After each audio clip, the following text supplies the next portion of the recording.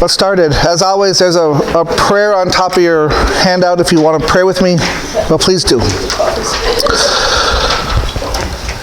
God in heaven, we thank you for the faith and example of Rahab, who feared no one but you, O God, alone. May we, like Rahab, be living examples of the virtues of courage and bravery in dark times. And in such dark times, may we be given opportunities to bear witness to your faithfulness and love through works of justice and compassion for our neighbors. Amen. So that's your hint in that prayer about what this story is really about, right? And there's all kinds of things going right. There is all kinds of things going on in this story. We could spend a couple hours easy, right? And we're not going to be able to do that, obviously. But I kind of want to just go jump in. So this is a story that has gotten lots of attention, right? It's part of a much bigger story. This is part of the book of Joshua. It's kind of the opening, like the first chapter is all about when Moses has died, Joshua is now in charge, Israel's going to enter the promised land, they're going to conquer Canaan, what's going to happen, right? So we can almost think of the book of Joshua as a movie, a sequel. The first movie was Moses. He rescued Israel from Egypt. What happens afterwards? That's what happens afterwards that's very closely tied to this story. Anyone remember? Why does Israel wander around for 40 years? Well, there were spies that were sent in, and there we go. They came back with a split decision. There were 12 spies. There were 12 spies. Who was one of those spies? Joshua. Joshua was one of those spies. So 40 years earlier, we get Joshua. He's one of those spies that Moses sends into the promised land. 2 of them come back and say, we can do it. The other 10 come back and say, the people there are too powerful. They're giants. We can't go in. And God's punishment is Israel has to wander around for 40 years. So that's the background to all of this, right? Moses has died. They're right on the border. They're right on the other side of the Jordan River. They're about to enter the promised land, right? So, like if you think of this as a big story that we're a part of, right? We're now wondering what's going to happen next. Is Joshua going to be successful? Will Israel be faithful? What's going to happen, right? Are they actually going to get the promised land, or are there going to be more setbacks, right? It's actually a pretty exciting story. Hello. Sorry. You're okay. So we're in this exciting story, right? And it's a sequel. We're wondering what's going to happen. Is Joshua going to succeed, or will he fail, or will it be this sort of a mixed message like what Moses was? Because the Moses story is really a mix. Yes, they escape Egypt, but they prove themselves unfaithful over and over again, right? They're finally here, right? There's all kinds of things coming in today. This is the red crimson cord. There we go. Right. We'll have that, right? So, right. So this is where we're at, right? And if we go back to the Torah, the first 5 books of the Bible, the Pentateuch, we'll look at passages in Exodus and Deuteronomy, and then right here in the first chapter of Joshua, God tells Israel, go into the land of Canaan, utterly destroy everything. Don't make any covenants with anybody. Don't even take their silver and gold. Melt it all down. They're supposed to just wipe Canaan out. This should bother us, by the way. Right? Right. So, but we're going to come back to this, right? So you can see where this is going. My hunch is a whole bunch you already heard the sermon, so the text is a bit fresh in your mind, right? I don't have any idea what Troy preached about, by the way, so I might totally contradict him, but I hope not. But what's the first thing that happens here in this story then, right? We've got all this big words that we're going to go in and destroy them. God's on our side. What's the first thing that they do? Well, the first thing they do is let's just back up. First of all, why is Joshua sending spies? God told them already in chapter 1, I've already given you the whole land. Every place your foot touches, I've given it to you, he says. They're not trusting. They're not faithful. Joshua is not trusting. If you look at the verse, it says he secretly sent out 2 young men. A secret from whom? From Israel? From the people in Canaan? From God? We don't know. But he's doing it in a secret because he knows he's not supposed to be doing this. He wants a little more, he's anxious. He wants to know what's going on. He's not confident. And so he sends out spies, right? So well, that's actually what it seems to be. He's trying to keep it a secret, right? Right?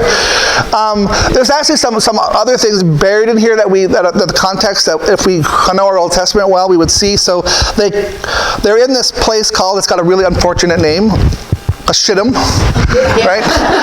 Which actually we ought to translate. It's actually a place name. It's a name for a plant.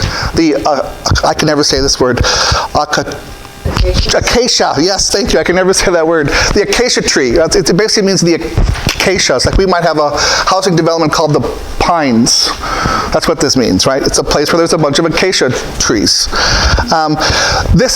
We read about this place earlier in Numbers. It's where a bunch of Israelite men started hanging out with Moabite women, and this led them into worshiping idols, and there's all kinds of problems that come from this. So this is the setup. Is Israel going to be faithful or not? And they set out from this place where they already did some bad things with women and idols. By the way, the Israelites hate Moab, which is where these women were from. That's their worst enemy. There's a passage in Deuteronomy that says Moabites can't become part of Israel for 10 generations. Right? They're just the worst. We're going to read Ruth in a few weeks. Ruth is Moabite. So that's a big part of that story that we don't catch. So there's all kinds of like a racial and cultural animus happening all over these stories, right?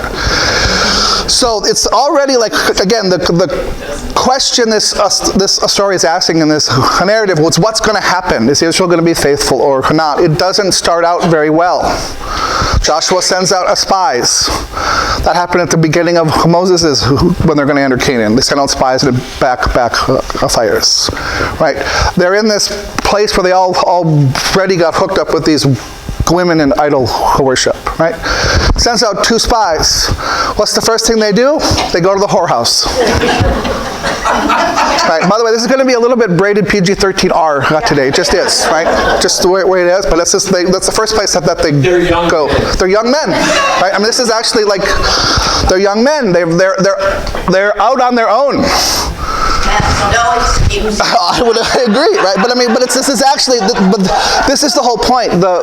This story is actually depicting them as unfaithful. They're not doing the things they're supposed to do. By the way, here's the big setup. Who's the faithful person in the story? Rahab is. Rahab's the hero. Right? She lies. Right? Even though she lies, well, I mean, that's actually one of the... She lies for God, right? She lies to protect... I mean, that's actually You didn't get the lesson heroin. Right, heroin, yes. But, I mean, one of the moral lessons or moral applications we can pull from this story is, you know, if the Nazis knock on your door and say, are there any Jews in there, you get to say, no. Right? You protect people being oppressed. That's not a lie, right? The commandment is actually to bear false witness, which is to deceive, to harm. So it isn't never tell a lie. It's don't deceive to harm. Right? There was a hand. She did send them away. And she does? Right. Right. So there's there's these kinds of things happening, right? But again, it doesn't look good, right? The guys go to the whorehouse. They're terrible spies. They get caught instantly. Right? The FBI's there almost instantly knocking on the door saying, hey, we know these guys came in. Right? And she's like, yeah, they were here. They left. Go that way. She said, by the way, she tells him to go the opposite way that she sends them. There's all kinds of fun things. I mean, we didn't have class last week, so I had a little extra time this week, and I read all kinds of commentaries, and all of them are pointing out how the whole story is full of irony and humor, and it really is a very well written and fun story, right? Probably not, but we'll get to that, right? Even when they get caught, they're up on the roof, right? We'll go through the story in more detail, but she hides them up on the roof and then goes up to them and says, hey, I've dealt well with you. The words she uses in Hebrew are hesed and emet, which are these really important theological words. It's a constant pair in the Old Testament. We usually translate them as loving kindness and faithfulness, or loving kindness and truth. These are God's attributes. Who is God? He's the one who shows loving kindness and faithfulness. She says, I've acted that way towards you guys. I've acted like God. You should act that way back and take care of me and my family. So her goal all along is to take care of her own. She wants to take care of her family. These guys only care about their own skin. The first thing they do is make a covenant with her. Okay, we got to get out of this, because if we don't make a covenant with her, she can turn us in, right? So they don't care that by breaking this covenant, God has threatened to curse all of Israel with defeat. They're okay with all of their people being destroyed as long as their connects are okay. Whereas Rahab is doing all of this for her and her family. They make the agreement. After she lowers them down on the rope, right, they try to weasel out of it, but she's actually made this Loctite covenant. They can't get out of it. Only thing they can do is to say, well, if you don't tie this cord out on your window, and if everybody isn't inside the house, we're guilt-free. Right, but if they're in the house, we'll take care of them. By the way, all of that's in allusion to Exodus and the Passover, right? Red blood on the door, we got a red cord, we're going to save you if you're inside the house. There's all kinds of things like that happening here. There's references to other attacks, right? But she's the faithful one. She's the hero, right? There's actually all kinds of recent literature on Rahab that's kind of championing her as a feminist hero, and I think that's accurate, right? She's a woman who's been put in a very terrible situation, right, where probably because she has to support her family by being a prostitute. And she is smart. She's got flax on the roof. She's making linen. That's what you make linen out of, right? Probably has dye, hence the red, right? So she's industrious. Go read Proverbs 31. She fits the bill, other than being a prostitute, right? So she's the hero, and she's making the best of a bad situation, right? And the spies are terrible. They don't ever actually do any spying, by the way. All they do is go back to Joshua and say, the people are scared of us. How do they know this? Rahab told them. It's her words. It's her report. She's running the whole show in all of this, right? Oh, because if you read, well, actually, she's pretty good, well tied up with those stories, because all of these stories are stories of women who are kind of oppressed, who show wisdom and guile, right, and to save the day, right? This helps us actually understand what this story is doing and when it's actually written. All of these stories are probably written way late. We're talking 6th century BC, probably when Israel's coming back from exile. So they've been exiled by Babylon. Persia conquers Babylon. Persia's nice, right? And they say you guys can go home, but they're still under Persia's power. So it's like a country that has a treaty with a much more powerful country, right? And they kind of have to do what the other country tells them. But they're kind of free. We're not going to like this, but that's kind of considered to be, in this era, the ancient world, it's kind of considered to be a feminine trait. Somewhat passive, you're under the authority of another. So all the heroes are women, because they're actually expressing feminine traits. Yep. But is it likely that the story of Ruth passed down orally? So these stories probably are oral, but when they're actually written down, they've been crafted and shaped to meet the needs of the time, right? And there's some hints. I mean, here's the other thing that's going on in this story. If we do you can actually go through the Old Testament and add up dates, and there's something like Solomon built the temple 480 years, I think is the number, after they came from Egypt. If we do all the math, this should be happening in like the 1400s BC. Nobody thinks that's when it happened except for the most conservative scholars. Most people think the Exodus probably happened around 1200. That doesn't help us because all the archaeology tells us that from about 1500 BC to 1000 BC, Jericho is largely uninhabited. There was a little village there. There were no walls. So a story doesn't fit. Doesn't fit the archaeology. There were walls there in Jericho way earlier, several hundred years earlier. The city was destroyed, but it doesn't fit the timeline.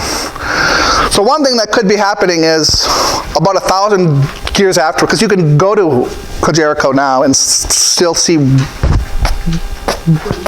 remnants of the old walls. So they were there in the Bible times too. There were already ruins in the Bible times, right? And part of what this story does is explain how that happened. Why are the walls, where are these walls from? Oh, Joshua destroyed them 800 years ago. Really, it was about 1,200 years ago. They didn't know that, right? So there's one way to view this story, the story of Ruth, Esther. They're historical fiction. So they're rooted in real events. There's a background to this that's real, but it's like reading a World War II novel that talks about someone trying to kill Hitler, right? This didn't really happen this way, but there's real characters and real events that are part of the story, right? So there's definitely truth to it, right? But it's also like a fictional story. So it's a theological short story. It's a parable. We'll unpack that, right? But this is the story, right? This is what's happening, right? And the whole story is about how Israel is unfaithful and Rahab is, right? Because when we read the story, there's this huge problem, which is Israel's supposed to go destroy everybody. And the first thing they do is make a covenant with one of the people they're supposed to destroy. Right? And it should cause us to pause. By the way, it's so the two big background things here are, one, the conquering of Canaan. This story should bother us a lot, right? Does God really tell Israel to go commit a genocide? That's basically what the command is, right? This story has been used for that. So you can read accounts of the Spanish, the English, all kinds of people conquering a new world, actually appealing to this book, the book of Joshua, and saying, God has given us this new land. We can kill all the natives because they don't believe in God. And it's our land now. That's a pretty bad application of this text, right? Right. What's that? Go ahead. Rahab a Moabite? Rahab, she's a Canaanite. That's all we know. I mean, so that she's on the other side of the river, right? I mean, and this whole area at the time, it's not really a nation. We got a bunch of towns. And each town has kind of got, each city, they each kind of have, I mean, we talk about the king of Jericho. It's like a village that's got a mayor, right? It used to be a big town. It becomes a big town again after King David. I mean, well after this story is actually being written down. But in the time it's set, it doesn't really exist, right? Matt, I never thought about why they would go to Rahab, aside from the right. Which was, we're better to find out what's the dirt. Right. So I think there's some truth to that, right? And I was saying this earlier, and I kind of got off track. I had extra time this week, so we didn't have class last week because of the meeting, and I went to the library in Western Seminary, pulled out a whole big stack of commentaries. And the older ones and the more conservative ones are all trying to find excuses. Right? Well, they're going there for the very reasons you pointed out of, well, what better place to hear gossip than the whorehouse, right? You're going to hear everybody talking. You can come in and out. There's going to be all this traffic in and out, and you could sneak in and sneak out, right? There's also people who want to say she's running in, or she's a temple prostitute. I mean, there's all of these ways to try to excuse their behavior. The problem is the text itself tells us what they're up to, right? This is where reading the original languages is really helpful, because there's all these innuendos. So if you look at the text again right at the top. So, verse 1, right, they go from the acacias, Joshua. By the way, Joshua is the same name as Jesus. His name, Jesus gets translated from Greek, Joshua gets translated from Hebrew, but it's the same name, right? So if you know anybody whose name is Josh, their real name is Jesus, right? So he secretly sends out these two young commanded spies. He tells them, go look over the land, Jericho in particular. They immediately go to the house of a woman prostitute, because they're also male prostitutes, named Rahab, and the text says, and they laid down there. Just like English, saying things like lay down or asleep has an alternative meaning, right? That's why I say it can mean they slept there. It can also mean they XXX there, right? It actually has both of those meanings. If you go to verse 2 and verse 3 and in verse 4, right, the king sends his people instantly. He says, look, some men entered here tonight from the Israelites to scout out the land. The king of Jericho sent word to Rahab, send out the man who came to you, or it can also mean came into you. The innuendo is there. It's purposeful, right? Whoever wrote this wants us to go there, right? They want us to say, I know your mind's a little bit dirty, right? That's where you're supposed to go, right? That's what's happening, right? They're not faithful. The whole story is portraying them as unfaithful, right? Well, so somebody knew they came in, right? They didn't hide it very well, right? Right, and so there's all these things happening, right? So she hides them, right? She says, yes, they were here. So she tells, she kind of tells the truth, right? But she says, they were here. I didn't know where they were from. I was just doing my business. They left because the gates were going to close. If the gates are closed, they couldn't get out of town. So she says, yeah, they were here. They left. The guys trust her, and they go after them, right?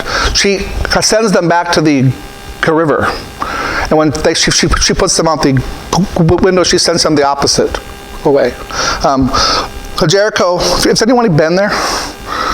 Bob has, Kathy has, right? It's one thing, it's super hot, right? It's about 600 feet below sea level. So it's humid. I went there in 2019. It was 108 degrees in the shade. Right, that was just the air temperature. And when we were there, we were looking at things, had a really good piece of pizza in a restaurant in Jericho. Anyway, then we got on a bus and went back to Jerusalem, and of course you go uphill to Jerusalem, go up to the highlands, and it was a 65 when we got to Jerusalem, right? Right. Anyway, but it's because you're really low, right? And then you go up to the hills, and it cools down. So the geography here fits, right? And when you're in Jericho, you can see the mountains, right? So she tricks them, right? She hides them up on her roof where she's preparing linen, right? And what does she tell them? She says, I know that God, Yahweh, she uses God's proper name, has given the land to you, and terror about you has fallen on us, and that the whole population of the land has melted in fear before you. This is basically a quote from Exodus 15, Miriam's song, right? Where everybody in the land of Canaan has melted in fear, right? And then she says, for we know that Yahweh dried up the water of the Red Sea when you came out of Egypt, and you killed these other kings, right?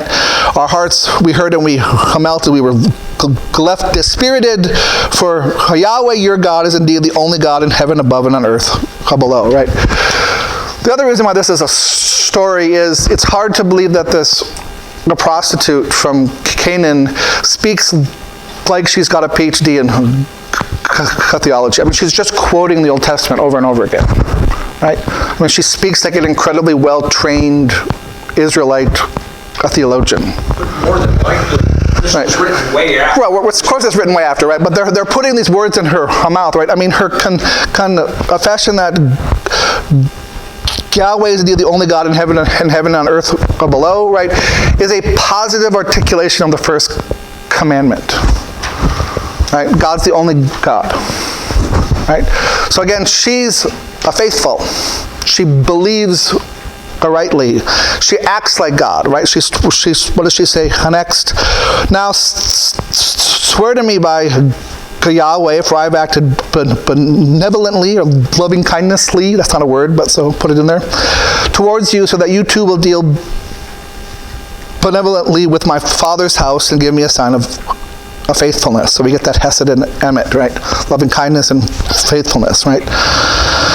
I saved the life of my father, my mother, my brothers, and my sisters, and everything they have. Deliver us from death. So she pleads, like, save us like I've saved you, right? And they make a vow, right? Again, they try to get out of it, kind of. She sends them up to the hills. They hide for about 3 days. We get all this stuff with the crimson cord, right? And then the spies return, right? But even there at the end, I mean, we're left hanging. Like, what's God going to do? Because technically Israel's been unfaithful. We know what's going to happen. We're going to get a couple chapters of they're going to go to Jericho and they're going to walk around it 7 times, right? The walls are going to fall down, right? They clearly didn't all fall down because Rahab's house is there and her house is in the wall. Yeah. Right? So, I mean, this is actually fairly accurate. If you go to Jerusalem, part of the walls are still there, and they're wide, and they're probably from here to the wall. Right? And there's an inner wall and an outer wall, and sometimes they fill it in to make it even more strong, but often they didn't. They built storerooms in, right? Or people would live in there, right? And where is that verse? Verse 13, they lowered them through the window of the rope, for her house was on the outside of the city wall, and she dwelt in the wall. That the Hebrew there is really weird. All the commentaries argue about what it really means, but this is pretty much what it means. But it's also kind of saying they've got her as far away from town as possible. She's in the red light district, right? It's the other side of the tracks. This is kind of the point, right? She's not in a. My question is she running a whorehouse, or is she doing this all herself? It really, I mean, it sounds like she's got a business going, right? Because her whole family seems to be involved, right? She's a very smart woman. Right, but this, I mean, I think we should pause. One of the reasons why she might be siding with the Israelites over her own people is she's been forced to be a prostitute. Right. She doesn't want this life. I mean, she's got a longer story the Bible doesn't tell us about, right? But she also sees what's coming. She somehow says, God is the only God. I should be on that side, right? So she must have been, there must have been other Israelites who came to first. I mean, yeah, they've heard the news, right? But again, that's where, like, is this a story? Right? So if let's say it's a story, right? Well, actually, let's say it isn't a story. Let's say this is a historically accurate depiction of what really happened, right? The big problem for us is God is commanding Israel to commit genocide, right? Which, I have a book I've been reading, so it might interest some of you. It's called the Joshua Generation. And the subtitle is Israel is Israeli occupation in the Bible. It's written by a woman who is Jewish.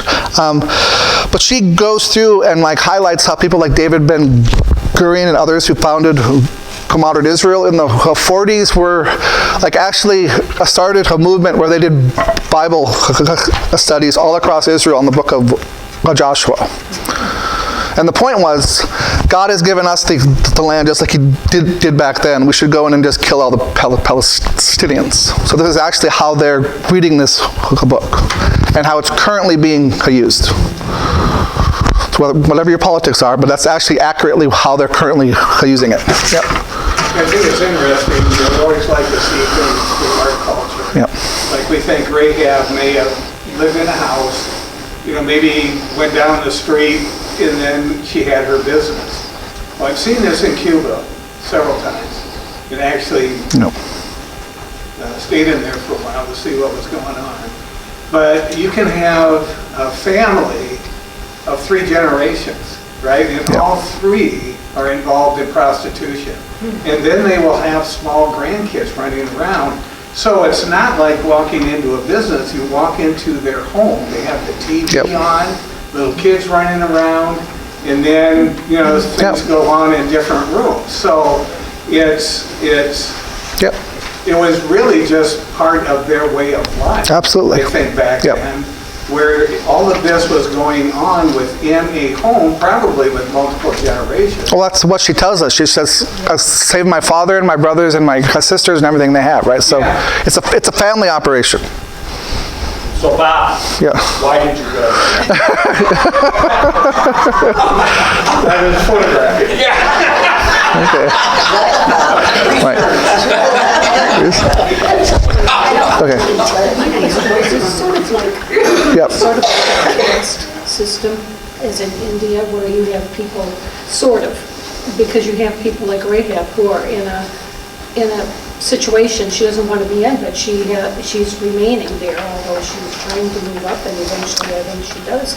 As a great-great-grandmother of right. I mean, so that's the other aspect of this is, right, is the Bible that champions her, right? Whether it's a caste system, we don't know enough. It doesn't seem like there's actually people put into categories and you're kind of stuck there like in the Indian caste system. But she's probably poor or started out as poor, right? There's no husband named, but she seems to have kids. So the kind of hunch would be her husband has died. She needs a means of income, and she's done what poor women often do. She sells her body, right, and has made a business out of it. And I mean, it could be that she's now running the thing, and there's other people working for her. We don't know, but she's actually being depicted as doing the best that she can, right? By the way, this is like a biblical trope, right? The person you don't expect to be the hero becomes the hero, right? The least of these, the person on the bottom, right? I mean, God doesn't choose Esau, he chooses Jacob, right? Always chooses the one who doesn't have power, who's been oppressed, who's downtrodden. The same thing's happening here, right?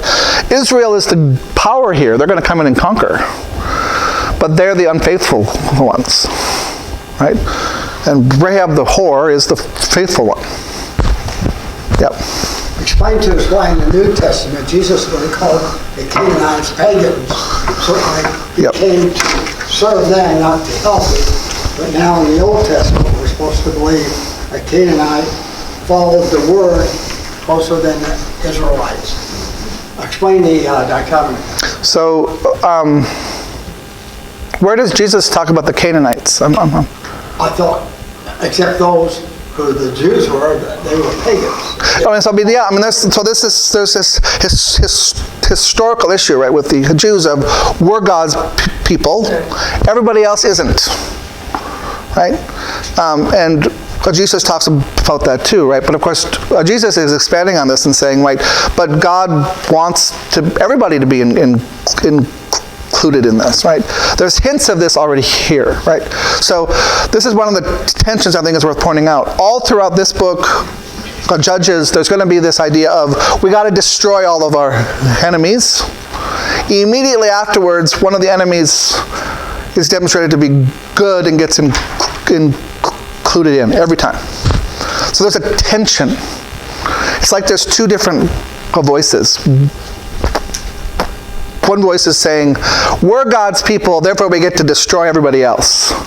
And the other voice that says, we're God's people who's supposed to bring everybody else in to be part of God's people. There's a tension, right? And I think that's kind of the point. I mean, so again, if this text is written way later, if it's written when Israel's coming out of exile, right, but it's said in this earlier time, part of what it's doing is saying, how did we end up in exile in Babylon anyway? We ended up there because we were unfaithful. Now God's given us the land back. If we don't want all that to happen again, we better be faithful, right? But it's also talking about including people,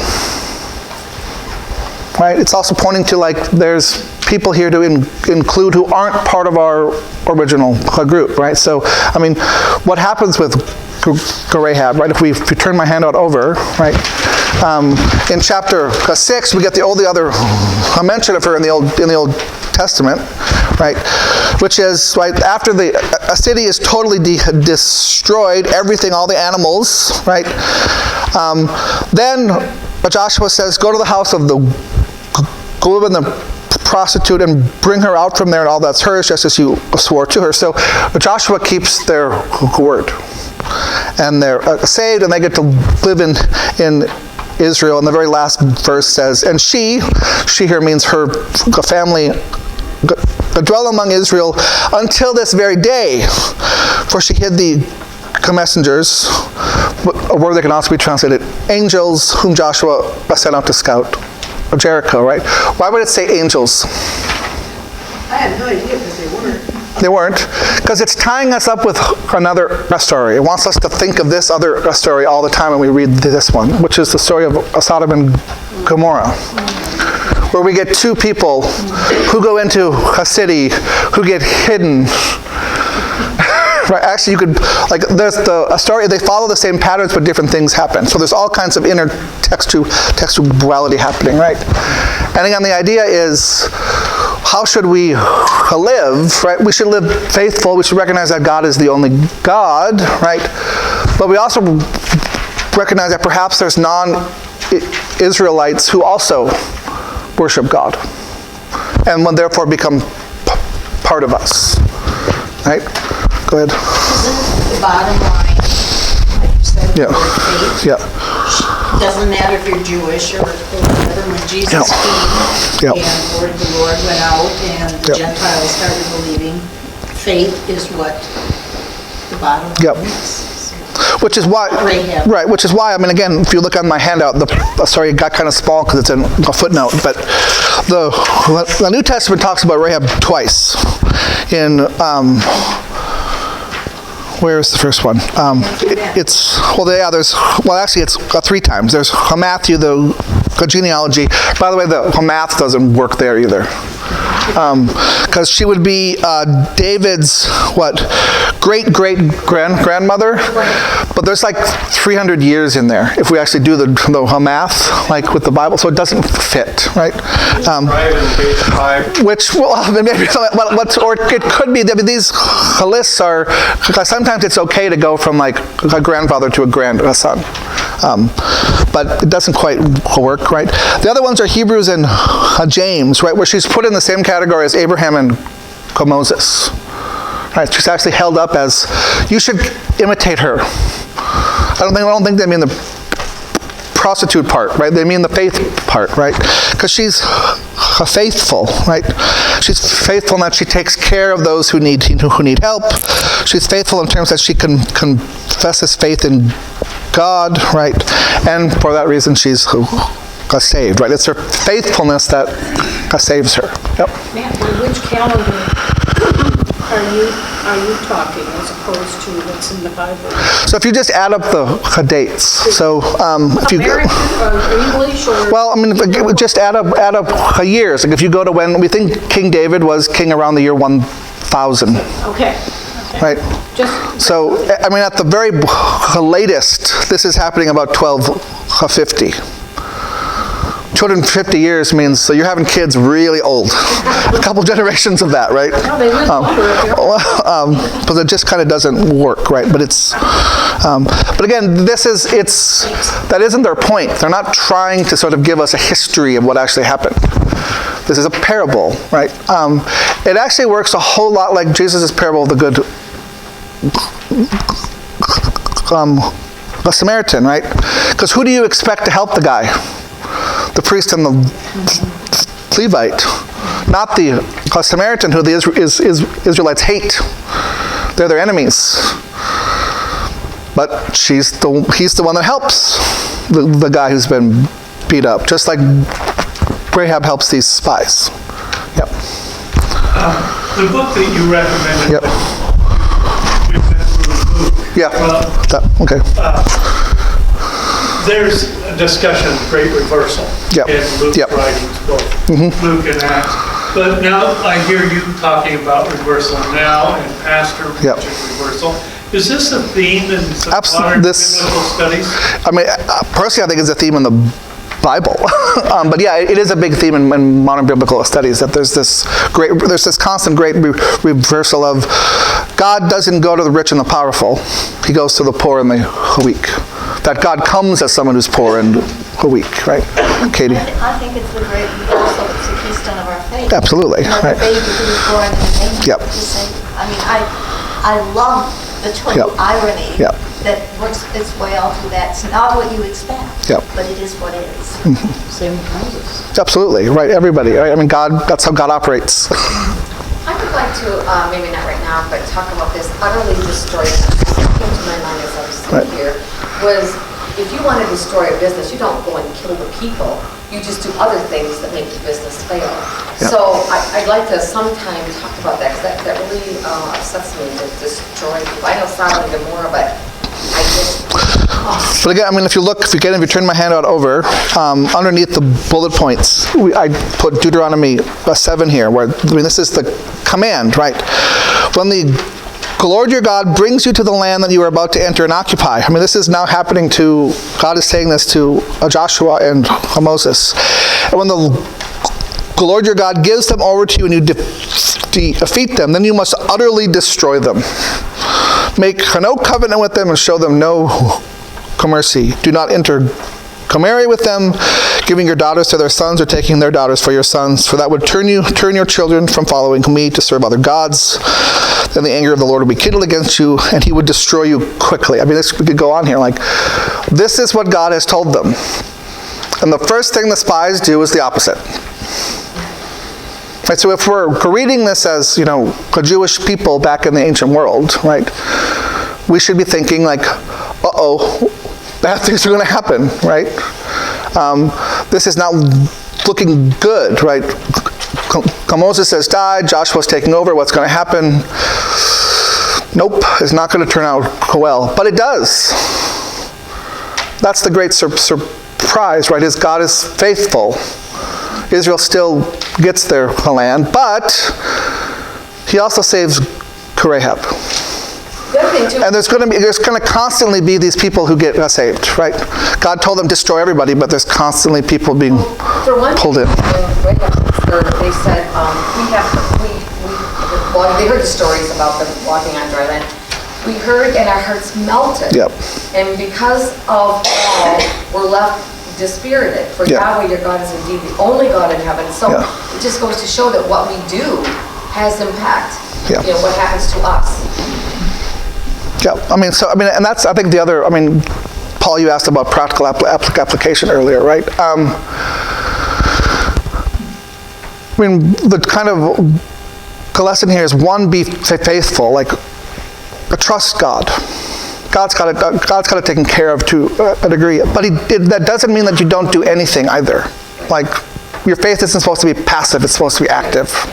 right? That's what James said, right? Yeah, exactly, right, right. Well, and this is why James is talking about, so that's the whole point of, she doesn't just say, I'm going to trust God, God will do everything. Rather, it's, I'm going to trust God, so I will act faithfully too. So what is, God wants me to take care of people, especially those who are potentially persecuted. So she hides them. She takes care of them. She gets them out of there, right? Just like God does. Just like God did to Israel. I mean, in a certain sense, the spies are like Israel in Egypt. They don't have a chance unless somebody helps them, right? And Rahab helps them, right? And in a certain sense, she's God in the story, in that sense, right? Go ahead, Paul. Maybe in some future class we can discuss how the chosen people back to the promised land are now following the Old Testament with no mercy to people in Gaza and in Palestine. Well, I mean, yeah. I mean, that's exactly what's happening, right? I think, but... Could use the same thing for what he's doing in the Ukraine. Right. Yeah, but I mean, and again, that's the, I mean, what's the lesson here? God apparently tells Israel, go destroy everybody, but that doesn't happen. That God is constantly pulling people from the outside in, right? So again, there's this tension in the Bible, it's herself, right? And I think that's understood, right, I mean, again, if this is written way later and it's a parable, not an actual historical story, like this didn't actually happen, right? Then it actually tells us that God didn't really command a genocide, right? It's rather a story to Israel at a much later point, saying, don't go worship other gods, right? Don't get all tied up with this. And in fact, part of what it's doing is saying, I mean, if they're still in exile, or if they've come back from exile, but they're still under the power of Persia, it's telling them, you can still be a faithful Jew when you're under the authority of a foreign power. Because look at Rahab. She can be faithful as a foreigner under the power of Israel. Right? I mean, that's actually the lesson here. It isn't, I mean, and so this actually gets us out of the whole, did God really go kill everybody, right? Because even in the story itself, there's constantly people being pulled in. I would even question their sources. Right. Who told you God told you? Well, and I think that's part of the thing is like, I mean, I think that's one way to read these texts is to say, did God really tell them that, or did Israel tell them? God told them that. And that's what's being recorded for us. And then actually what's happening is God is pushing back against that constantly. Right? And again, that's a practical application of where it's supposed to include everybody, not create boundaries and push people out, which seems to be what we're doing these days. As I've just been thinking about the whole class today, and the notion of this story and its role being kind of a retelling of coming out of Egypt, the role of the story of the Exodus keeps being played out. You mentioned like when the Pilgrims came to the United States, or it was the United States, right? Came to America. They used that. They were persecuted. They're coming out of Exodus, and just like you said, they have permission for genocide. So we have that story with the Pilgrims. We have the story, evidently, according to the book you recommended, that's going on now in modern Israel, which is, say, which story are we in? Are we in the historical story where we are told to go in after coming out of hard times and destroy everything? Or are we in the story of Rahab, Judah, Esther, and so on? As Alistair McIntyre says, we know what to do next by knowing what story we are in. And so these stories seem to be somewhat contradictory, but I really appreciate the way you bring this out in its historical context of these are alternative stories to perhaps the macro story, the dominant story. Well, and I think that's the way to read this. This is a story being told for Israel at a much later date to make a sense of what has happened to them and how they should go forward, right? So they should go forward by being faithful and not going back to worship idols. Because, again, if they're coming out of Babylon, back into their own home country now, they're coming out of an environment in which all their neighbors are idol worshippers, are pagans, right? And so they need to not carry that with them and do all of that, right? So they tell this a story to reinforce that, right? But when we read it much later and think it's actually a historical description of a much earlier time, we end up getting very bad readings of the text where we end up going, we can kill all the Native Americans, we can kill all the Palestinians because we're God's people, right? The story being told in that time provides hope. So here's the other fun little thing happening in here. You brought up hope, it just reminded me of this. When where is it? When she ties the crimson cord, right?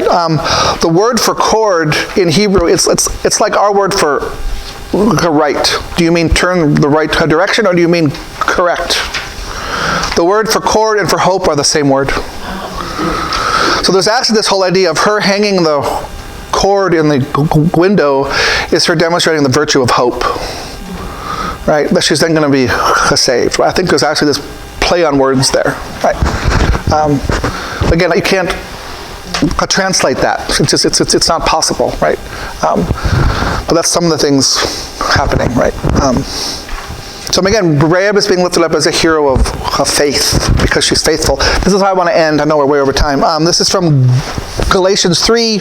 Paul's talking about works and faith and all these sorts of things. And then he says, just as Abraham, and this is a quote from Genesis, just as Abraham believed God and it was reckoned to him as righteousness. So you see, those who believe are the descendants of Abraham. And the scripture, foreseeing that God would reckon as righteous the Gentiles by faith, declared the gospel beforehand to Abraham, saying, all the Gentiles shall be blessed in you. For this reason, those who believe are blessed with Abraham who believed, right? So the New Testament is actually picking up on this theme and saying, who are the true children of Abraham? Jesus says the same thing. Those who have a faith. Not those who are born into it, right? Same thing's happening here, right? I mean, all of Israel is actually being depicted as unfaithful because they're not doing what God told them. Rahab is the faithful one. She's the outsider, who in a certain sense actually tells us how to be a child of Abraham, not the actual children of Abraham. Right? But yeah, it's undermining the overall narrative, right? Anyway. Which is the definition of postmodern.